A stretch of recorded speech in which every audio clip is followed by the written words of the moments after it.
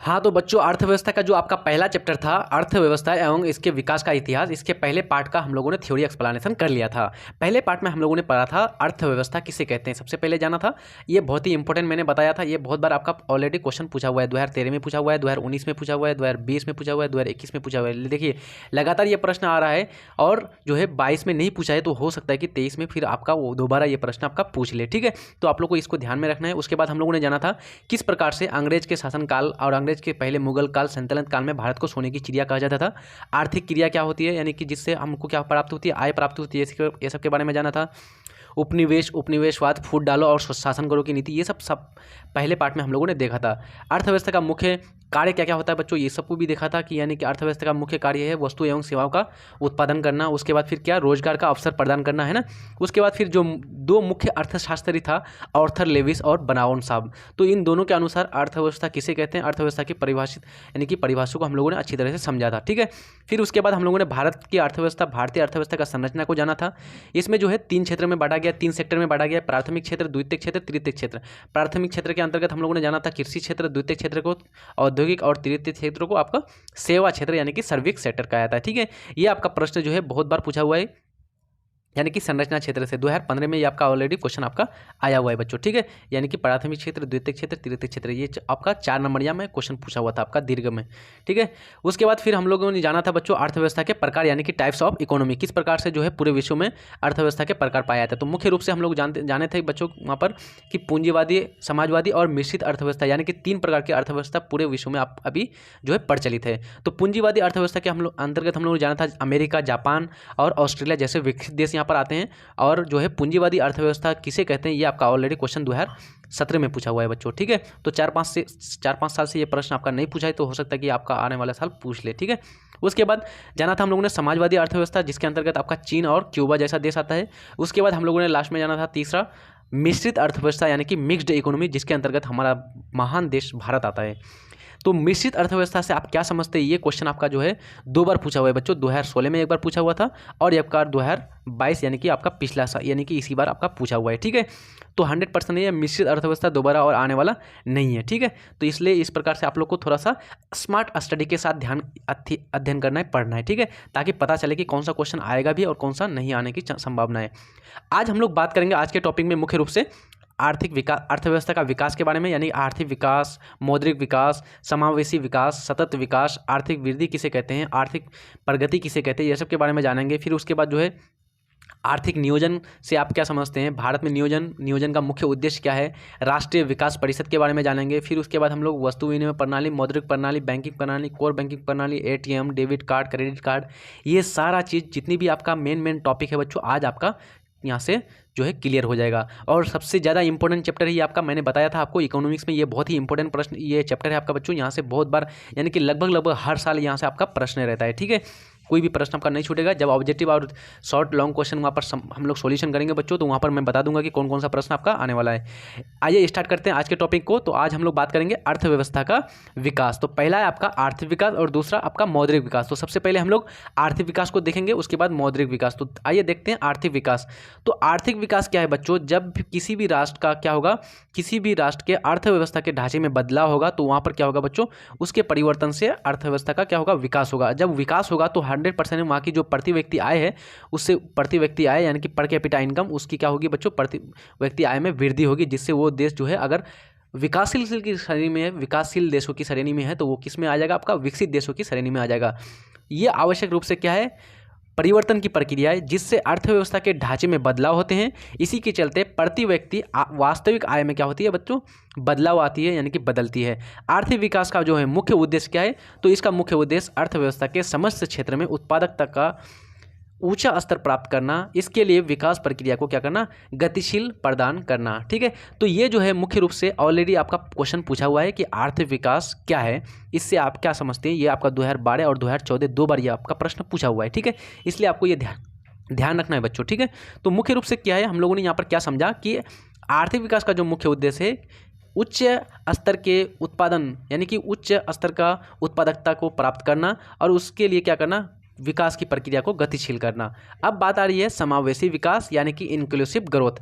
आर्थिक विकास की जिस प्रक्रिया से समाज के सभी वर्गों का जीवन स्तर ऊंचा हो जाए तथा समाज का कोई भी वर्ग विकास के लाभ से अछूता न रहे, इसे ऐसे ही विकास की प्रक्रिया को क्या कहते हैं? समावेशी विकास कहते हैं। अब समावेशी विकास आप लोग को यहाँ से भी समझ में आ गया होगा। समावेशी यानी कि बच्चों सम मीन से होता है बराबर, यानी कि समाज हमारा देश क्या है बच्चों? वर्गों में, अलग अलग वर्गों में बटा हुआ है। जैसे आपका पिछड़ा वर्ग, अत्यंत पिछड़ा वर्ग है ना, SC ST, schedule caste, EWS है ना, OBC BC, इस तरह से आपका बटा हुआ है। तो सारे मतलब कि विकास की ऐसी प्रक्रिया को अपनाया जाए जिससे कि समाज के सभी वर्गों का समान रूप से आपका विकास हो जाए, तो इसको बोलेंगे हम लोग समावेशी विकास, इंक्लूसिव ग्रोथ। बहुत ही इंपॉर्टेंट है ये आपका। और समावेशी विकास जो है ऑलरेडी आपका क्वेश्चन पूछा हुआ है 2016 में, ये आपका ऑलरेडी क्वेश्चन आया हुआ है। ठीक है, तो ये प्रश्न भी आपका आने की संभावना है क्योंकि 4-5 साल में आपका नहीं पूछा है। अब बात करते हैं हम लोग 3 इंपॉर्टेंट शब्द के बारे में, आर्थिक वृद्धि, आर्थिक विकास और आर्थिक प्रगति। बहुत सारे आपका ऐसे बच्चे होंगे बच्चों, बहुत सारे लोग ऐसे होंगे जो इन तीनों चीज़ को सेम मानते हैं, आर्थिक वृद्धि, आर्थिक विकास और आर्थिक प्रगति बस। लेकिन ये जो तीनों वर्ड है अलग अलग है, साफ ही अलग है, बहुत ही ज़्यादा अंतर है तीनों में। ठीक है, तो सबसे पहले है आर्थिक वृद्धि। आर्थिक वृद्धि क्या किसको कहेंगे? अगर किसी धनी देश का आय में वृद्धि होगा बच्चों, तो वो उसको कहेंगे हम लोग आर्थिक वृद्धि। अगर धनी देश यानी विकसित देश की आय में वृद्धि होती है तो उसको बोलते हैं आर्थिक वृद्धि यानी कि इकोनॉमिक ग्रोथ।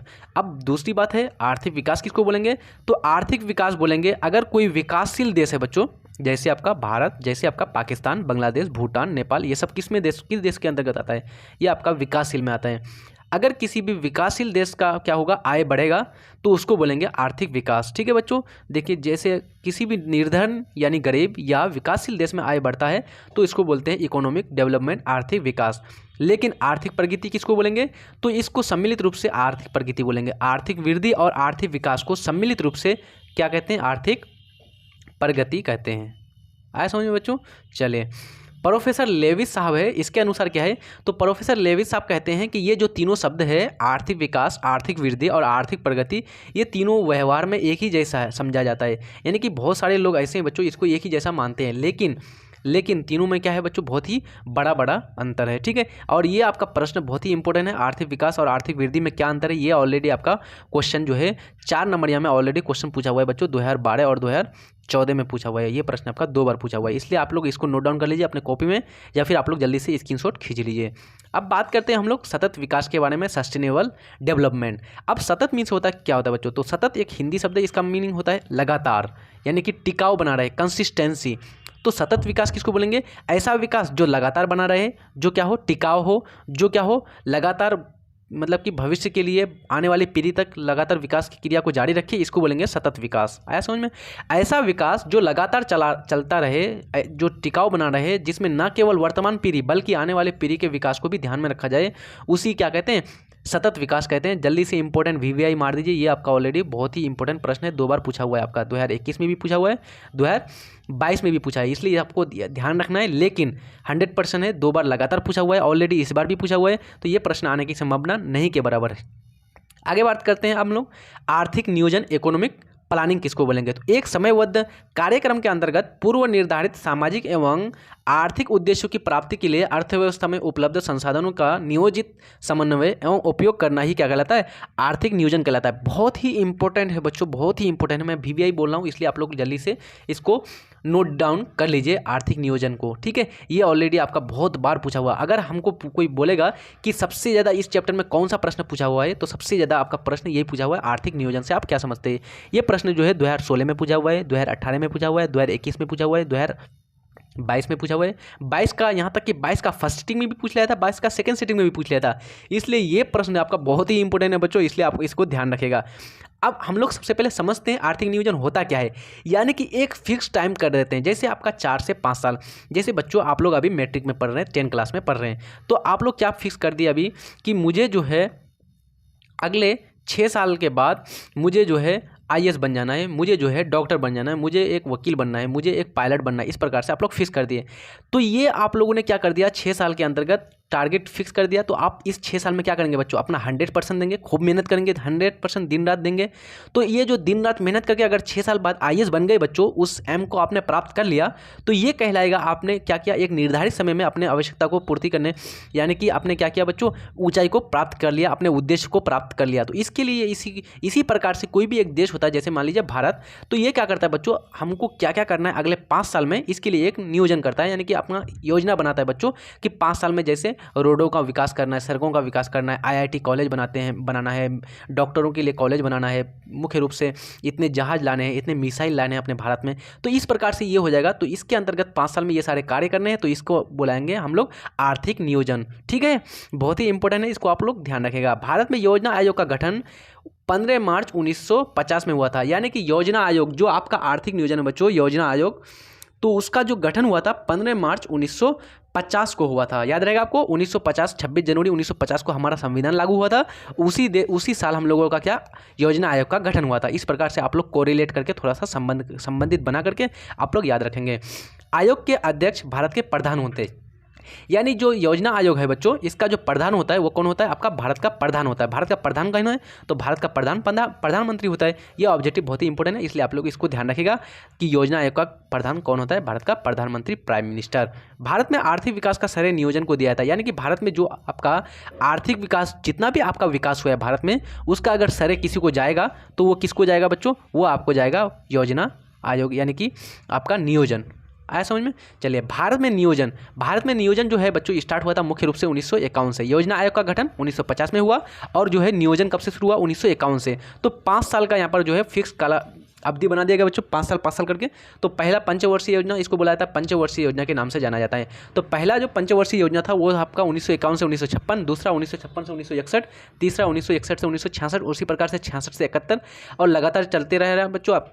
अभी कौन सी पंचवर्षीय योजना चल रही है, ये आप लोग कमेंट में जरूर बताना कि कौन सी अभी पंचवर्षीय योजना चल रही है, 15वां, 16वां, 14वां, कौन सा पंचवर्षीय योजना चल रहा है। अगला है आपका भारत में नियोजन का मुख्य उद्देश्य, बहुत ही इंपॉर्टेंट है, जल्दी VVI लगा दीजिए बच्चों। भारत में जो है नियोजन का मुख्य उद्देश्य क्या है, ये आपका 2011 और 2012 में पूछा हुआ है, बहुत ही इंपॉर्टेंट है। 10 साल से ये प्रश्न नहीं पूछा हुआ है, तो 100% इसकी गारंटी है, ये प्रश्न आपका 100% आने वाला है। इसको नोट डाउन कर लीजिए, भारत में जो है नियोजन का मुख्य उद्देश्य क्या क्या है। तो आइए सबसे पहले देखते हैं, पहला पॉइंट है भारत में नियोजन का मुख्य उद्देश्य है आर्थिक विकास की दर को बढ़ाना। अब कोई बोलेगा बच्चों यहाँ पर आर्थिक विकास के स्थान पर आर्थिक वृद्धि क्यों नहीं यहाँ पर यूज किया गया, तो आर्थिक विकास बच्चों विकासशील देशों के लिए इस्तेमाल होता है। भारत कैसा देश है, अभी भारत आपका विकासशील देशों की श्रेणी में आता है। ऑब्जेक्टिव में पूछा जाता है भारत किस श्रेणी में आता है, तो भारत जो है विकासशील श्रेणी में आता है। इसलिए भारत में विकास की दर को क्या करना पड़ेगा, तेजी करना पड़ेगा, तब यहाँ पर क्या होगा बच्चों, भारत विकसित कर पाएगा, विकसित देश की श्रेणी में आ पाएगा। तो ये मुख्य नियोजन का मुख्य उद्देश्य है। कृषि एवं उद्योगों का आधुनिकरण, यानी जो भी आपका एग्रीकल्चर सेक्टर है बच्चों, कृषि क्षेत्र और उद्योग क्षेत्र है, इसको क्या करना, इसके आधुनिकरण करना, मॉडर्नाइजेशन यानी कि डिजिटलाइजेशन करना। ठीक है, आगे है आत्मनिर्भरता को प्राप्त करना, यानी कि सेल्फ डिपेंडेंट को प्राप्त करना। उसके बाद है सामाजिक न्याय को बढ़ावा देना, यानी कि सोशल जस्टिस, है ना बच्चों। अभी देखते हैं कितने अपराध होने लगते हैं, कितने जो है महिलाओं की रेप हो जाती है, महिलाओं को पढ़ने नहीं दिया जाता है, महिलाओं को जो है घर से बाहर नहीं निकाला जाता है। इस प्रकार से ये सारे मतलब कि जो है सामाजिक न्याय, तो इसके लिए क्या करता है बच्चों, ये मुख्य किसका उद्देश्य है, ये आपका नियोजन का मुख्य उद्देश्य है। ठीक है, समझ में आ गया ये सारा चीज़।